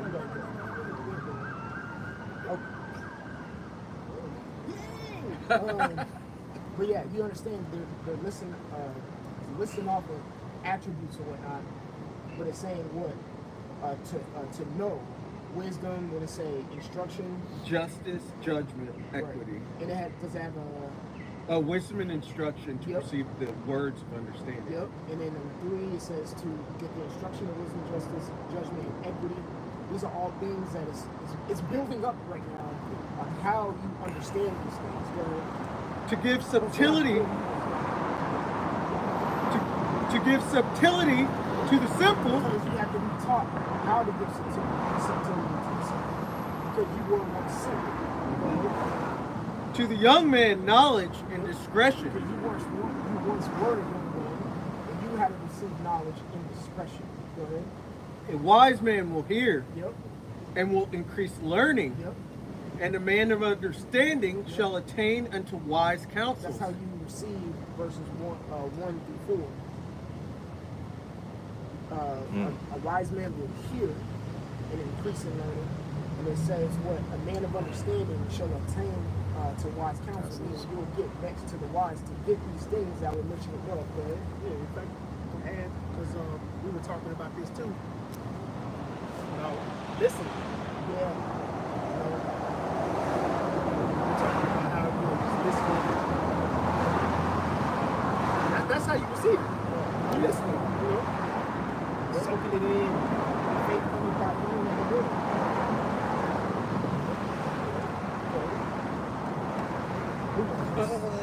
Five. I'll start on number 5. A wise man will hear and will increase learning, and a man of understanding shall attain unto wise counsels. Yep. To understand a proverb and the interpretation, the words of the wise and their dark sayings. Exactly. So verse 5 and 6 go together. It says, because it has a colon at the end of counsel, verse 5, meaning an explanation to what it just said is coming next. So you have to get next to a wise man in their counsel to understand the proverbs, interpretation, and the words of the wise and their dark sayings. Okay, because really, the words that are spoken from verse 2 to verse 4 are dark saying within themselves. To know wisdom. How do you know wisdom? How do you get wisdom? That's a dark saying. It says instruction. Tell us to listen. Which is a dark saying for this fucking generation. Yeah. I know it all. They got that. Yeah. And you can't tell me shit. Like, to be honest, like one of my stepsons is like it. You tell this nigga nothing because he know it all. You know what? You know what I do? I don't give you no more counsel. You figure it out, nigga. You know another thing too? What's that word? What's that saying? You hear me, but you ain't listening. Oh yeah. In the air, the other. Yeah. Yeah. People hear you, but they ain't hear you. Yeah. What he saying? Some shit like that. Yeah. It was in like a little podcast. You know what that means? Yeah. Nigga, we been saying this. Water. You know how many times we were red problems the first time? Oh yeah. Which is in low places. You know? We're back to 7. Proverbs 1 and 7. The fear of the Lord is the beginning of knowledge. Exactly. It says the fear of the Lord is the beginning of knowledge. So Which answers. Verses 1 through 6, it's telling you this is how you understand these dark sayings. And then immediately in verse 7 started getting into the dark sayings. So you can understand. So we read it again. The fear of the Lord is the beginning of knowledge, This is how you start. Go ahead. but fools despise wisdom and instruction. Y'all ain't talking about shit. Y'all been saying that forever. Yeah, brothers out there. We talking about Kobe. Oh, we just talking. We was at Brothers' house last week. We have a joke. We drop down the other bars off. Like when he like going live and stuff.